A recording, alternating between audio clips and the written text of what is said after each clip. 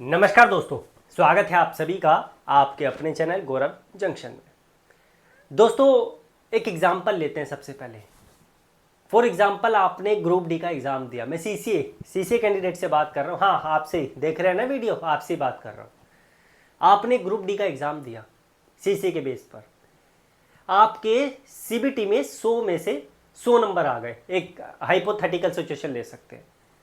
और 100 में से 100 आने के बाद आप बहुत खुश हुए कि मेरा सिलेक्शन तो 100% है, क्योंकि फिजिकल तो देना नहीं है, सिर्फ डिवी कराना है और मेडिकल करवाना है। मैं तो आराम से फिट फाट हूँ, कोई दिक्कत नहीं है, मेरा काम हो जाएगा। कैसा लगेगा कि 100 नंबर आने के बाद भी आप लोगों का जो है सिलेक्शन ना हो। ठीक है, हाँ, आपसे ही बात कर रहा हूँ। आप लोगों में से कुछ बच्चों का सिलेक्शन ना हो। गलती करी सबका बोल के, क्योंकि सारे बच्चे ऐसे नहीं होते। अब क्या हुआ है, सिकंदराबाद की वेबसाइट पे एक नोटिस जारी हुआ है। उसमें आप देखेंगे कि डिपार्टमेंट ने जो है किस किस वजह से डीवी में बच्चों को रिजेक्ट किया है, वो कारण यहाँ पे लिखे हैं। आप उनमें से कुछ कारणों को पढ़ेंगे तो हो सकता है कि आप में से एक दो बच्चा ऐसा भी हो जिसके साथ ऐसी सिचुएशन हुई है। और इस सिचुएशन को अगर आप पहले से ही ठीक कर सकते हैं, अगर वो संभव है ठीक होना, तो आपसे रिक्वेस्ट है इसको जरूर कर देना। और जो बच्चे नया किसी भी डिपार्टमेंट का, मैं ग्रुप डी को नहीं लेके चल रहा, ग्रुप डी को इसलिए लेके चल रहा हूँ वो अभी ट्रेंड में है, बहुत ऊपर है, इसलिए लेके चल रहा हूँ क्योंकि बड़ी मात्रा में उसका फॉर्म बच्चों ने फिल किया। अब क्या हुआ है, बढ़ते हैं आगे, ठीक है, और आपको सारी जानकारी देते हैं। लेकिन उससे पहले जितने भी ऐसे बच्चे हैं, कुछ ही बच्चे हैं अब तो, मैंने जहाँ तक पॉसिबल था बहुत से बच्चों की समस्या का समाधान कर दिया, जिनके भी आईटी और अप्रेंटिस डॉक्यूमेंट में गलती है, चाहे आपका नाम, आपके पापा का नाम, आपकी मम्मी का नाम, डीओबी हो गया, फोटो इधर से उधर हो गई, किसी की फोटो आ गई, फोटो की जगह पे सिग्नेचर आ गया, अलग अलग प्रकार की मिस्टेक आप लोगों के साथ हो गई, आधार कार्ड गलत हो गया, कुछ भी गलत हो गया, स्पेस आ गया, बहुत दिक्कतें हो गई। तो आपसे रिक्वेस्ट है आप डिस्क्रिप्शन में दी हुई वीडियो देखें, उससे आपको पता चलेगा कि इससे क्या नुकसान हो सकता है। अभी हाल ही में एक टेक्नीशियन बच्चे के साथ हुआ है ऐसा, तो आपको एग्जाम्पल मिल जाएगा, डिस्क्रिप्शन में वीडियो है। अब सिकंदराबाद की वेबसाइट पे, और हाँ, मॉक टेस्ट जो है संडे वाला जो हमारा हुआ था अभी 27 तारीख को, उसका रिजल्ट मैंने पब्लिश कर दिया है, तो वीडियो में जाकर देख लेना, प्रीवियस एक दो वीडियो बैक करके, ठीक है। और अभी तक नहीं लगाए मॉक तो डिस्क्रिप्शन में लिंक है, जाके लगा देना। सिकंदराबाद की वेबसाइट पे डिपार्टमेंट ने जो है एक नोटिस जारी किया है, ठीक है, नोटिफिकेशन। इसमें क्या है कि डिपार्टमेंट ने ऐसे बच्चों का डेटा पब्लिश किया है जो किसी न किसी कारणवश डिपार्टमेंट की तरफ से डीवी करवाने के बाद बाहर कर दिए गए हैं। और क्या है वो आपको मैं बताता हूँ। 18 बच्चों की लिस्ट है, 18 की अलग अलग सिचुएशन है, हो सकता है कि कुछ बच्चों के सिमिलर हो। तो नोटिफिकेशन पे क्लिक करके यहाँ पर हम पहुँचे, आप देख सकते हैं 28 तारीख का नोटिस है। 2019 की जो वैकेंसी थी उसके ही ये बच्चे हैं। तो हमने नोटिस ओपन किया, नोटिस में लिखा the railway recruitment cell Secunderabad conducted document verification followed by medical examination 4 phases. During the document verification, 18 candidates were kept pending. Document verification हुआ था, और आप लोग जानते ही हैं कि डॉक्यूमेंट में कोई गलती होती है तो डिपार्टमेंट जो है उनको होल्ड पे कर देता है। और होल्ड पे करने की वजह से क्या हो सकता है, क्या दिक्कत हो सकती है, आपको आगे पता चलेगा। बाकी की समरी आप पढ़ लेना, मैंने बस ये जो इंपॉर्टेंट लाइन है वो पढ़ दिया है, ठीक है। ये मेन लाइन है ऊपर की, आप पढ़ लेना। अब यहाँ पर ये 18 बच्चों की लिस्ट है, और 18 में से कुछ का तो सिमिलर केस है, कुछ की जो है अलग अलग प्रकार की समस्या है। अब ऊपर के ये 1 से 5 तक जो बच्चे हैं, इनको डिपार्टमेंट ने जो है नौकरी नहीं दी, रिजेक्ट कर दिया। क्या रीजन था?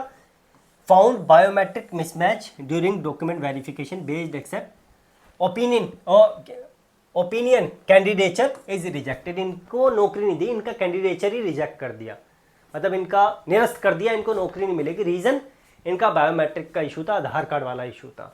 आप लोगों से रिक्वेस्ट है, जिस भी भाई का आधार कार्ड में बायोमेट्रिक का इशू हो, आपसे रिक्वेस्ट है अपने पेपर से पहले उस बायोमेट्रिक को ठीक करवा लेना। कैसे होता है बायोमेट्रिक ठीक आधार कार्ड का? यूट्यूब पर बतेरी वीडियो है, हजारों वीडियो है, जाके चेकआउट कर लेना, ठीक है। ना समझ आती तो मुझे बताना, मैं क्लियर कर दूंगा आपको। उसके बाद जो है यहाँ पर ये बच्चे जो हैं 6 से 8 तक वाले, इनका क्या है? Found biometric mismatch during document verification based on expert opinion called medical examination but not responded to notice dated 27/2/2025, 27/2 को एक नोटिस आया था इनके लिए, इनका भी बायोमेट्रिक मिसमैच था। तो मेनली कॉमन समस्या जो लग रही है वो लग रही है बायोमेट्रिक मिसमैच की, जो आधार कार्ड के बेस पे आपका होता है।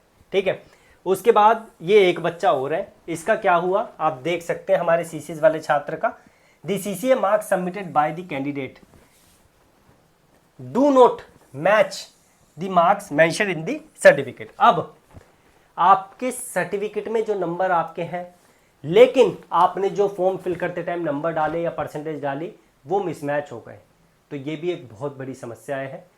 आपके साथ अगर ऐसा इशू है तो आगे चल के आप फंसोगे, गारंटी दे रहा हूँ, और डिपार्टमेंट बाहर करेगा आप लोगों को। अगर आप लोगों की गलती है तो उसे सुधरवाना चाहिए पहले, और जो फ्यूचर में ग्रुप डी का बच्चा फॉर्म फिल करेगा ऐसी मिस्टेक आपके साथ नहीं होनी चाहिए। जो डेटा आपके डॉक्यूमेंट में दे रखा है वही डेटा आप लोगों को वहाँ पर डालना है। कई बार डिपार्टमेंट एफिडेविट ले लेता है, कई जोन ले लेते हैं, लेकिन कई जोन जो है डेटा नहीं लेते हैं एफिडेविट का। इसलिए रिक्वेस्ट है अपने डॉक्यूमेंट्स को सबसे पहले ठीक करवाइए, अगर वो हो सकते हैं। डिस्क्रिप्शन में लिंक है, आप वीडियो भी देख लेना, वो वाली थोड़ी सी नॉलेज आपको मिल जाएगी, और उसी में करेक्शन का मैंने आपको बता रखा है कि क्या हो सकता है। तो भाई सीसीए के साथ ये हुआ है, सीसीए पे ये भी एप्लीकेबल होता है बायोमेट्रिक का। तो आधार कार्ड वाला इशू भी अपना ठीक करवाया, सबसे पहले अपना नंबर रजिस्टर्ड करवाया, उसमें नंबर रजिस्टर नहीं है तो, या इधर उधर नंबर हो गया, क्योंकि इधर अब तो आपने ग्रुप डी का फॉर्म फिल कर दिया ना, तो नंबर उस टाइम पे आपके होगा, लेकिन इधर उधर नंबर हो गया तो उस पर अपना नंबर रजिस्टर करवाएं, सबसे पहला काम ये करें। दूसरा, बायोमेट्रिक आपका 100% ऑथेंटिकेट होना चाहिए। ठीक है, इंटरनेट पे बतेरी वीडियो जाके देख लेना। एक और बच्चा है, इसका temporary unfit in medical examination, not turned up and not responded to the notice. ये मेडिकल में अनफिट हुआ है, तो ये भी एक इश्यू हो सकता है। हो सकता है कि इसने जिस मेडिकल के लिए डाला हो उसमें वो पोस्ट ही अवेलेबल ना हो, इसने फिर भी डाल दिया, मतलब जिस मेडिकल के लिए फिट हो, तो ये समस्या हो सकती है, लेकिन रिटर्न इसने क्लियर कर लिया। उसके बाद एक और बच्चा है, ये भी अनफिट वाला है। उसके बाद एक और बच्चा ये कह रहा है serving employ did not provide NOC. एक एनओसी का इशू, अगर आप एनओसी प्रोवाइड नहीं करते हैं, आप किसी और डिपार्टमेंट में लेकिन ग्रुप डी में जाना चाहते हैं, सब पे एप्लीकेबल होता है ये। एनओसी आपने प्रोवाइड नहीं करी, नो ऑब्जेक्शन सर्टिफिकेट जो आप लोगों को वो डिपार्टमेंट देता है जहाँ पर आप अभी जो है करंट में वर्किंग है, तो एनओसी की भी रिक्वायरमेंट आपको हो जो है पड़ती है। उसके बाद एक और बच्चा है, ये भी फाइंड अनफिट वाला बच्चा है। तो भाई देखो, ये समस्या आप लोगों की हो सकती है। मेरा काम था इसकी जानकारी आपको देना, जो मैंने आपको दिया, और ज़रूरी भी था। और भी हैं केसेस, आप पढ़ लेना, 3-4 और हैं। और एक देखो, advice to produce request document at the time of document verification, इससे कुछ अलग डॉक्यूमेंट मांगा था लेकिन इसने प्रोवाइड नहीं किया, ये भी दिक्कत है। Did not produce original certificate, इससे ओरिजिनल सर्टिफिकेट मांगा था तो ओरिजिनल की भी रिक्वायरमेंट होती है, ध्यान रखना, ये इसने प्रोवाइड नहीं किया। उसके बाद एब्सेंट फॉर मेडिकल एग्जामिनेशन, ये भी रीजन है रिजेक्शन का। तो भाई अलग अलग प्रकार की समस्याएं आती हैं, आप लोग इन्हें देखें और समझें अच्छे तरीके से, भाई हम ना रिजेक्ट हो जाए गलती से।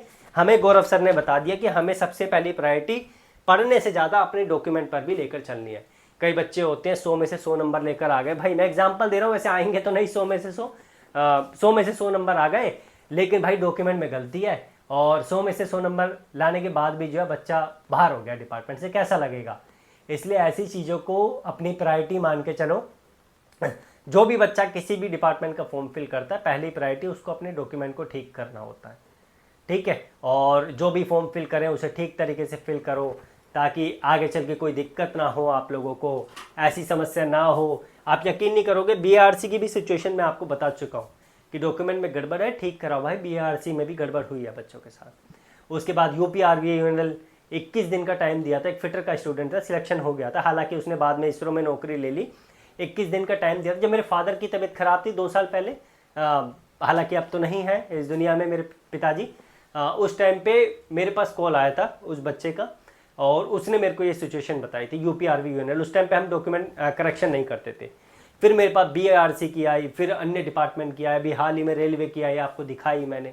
तो ऐसी दिक्कत ना हो जिससे आपको आगे चल के जो है परेशानी हो डॉक्यूमेंट में, वो आप लोग ठीक करवाएं। ठीक है, बाकी बस इतना ही था भाई मेरी साइड से। धन्यवाद, कीप इन टच, आप लोग जुड़े रहें। और डिस्क्रिप्शन में जो मॉक टेस्ट है वो लगा लेना, करेक्शन की वीडियो है वो देख लेना कि क्या इम्पैक्ट उसका हो सकता है। बाकी हम है ही अवेलेबल, जितना पॉसिबल हो पाता है आप लोगों को अपडेट देने में, कंटेंट देने में जो है यहाँ पर कमी नहीं रखते हैं। बाकी धन्यवाद, कीप इन टच, जुड़े रहिए आप लोग। Thank you.